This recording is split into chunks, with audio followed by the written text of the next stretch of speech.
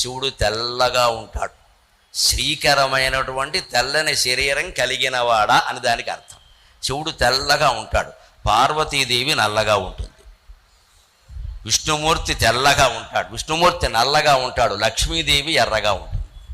బ్రహ్మదేవుడు ఎర్రగా ఉంటాడు. సరస్వతీదేవి మా పలుకులమ్మ, మమ్మల్ని కడుపారా కాపాడుతున్న తల్లి తెల్లగా ఉంటుంది.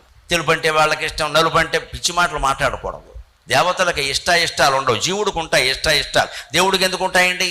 ఇష్టాలకు అతీతంగా ఉండేవాడే దేవుడు. శివుడు తెల్లగా ఎందుకు ఉంటాడు అంటే శివుడు జ్ఞానస్వరూపం, విష్ణుమూర్తి భోగస్వరూపం, బ్రహ్మదేవుడు కర్మస్వరూపం. కర్మ ఎప్పుడు రజోగుణం. రజోగుణం రంగు ఎరుపు, అందుకని ఆయన ఎర్రగా ఉంటాడు. విష్ణుమూర్తి భోగస్వరూపం, అందుకే లక్ష్మీదేవి ఆయన్ని పెళ్లి చేసుకుంది. డబ్బులు ఏందే భోగాలు ఎక్కడ ఉంటాయి? జ్ఞానం తెలుపు, శివుడు తెల్లగా ఉంటాడు.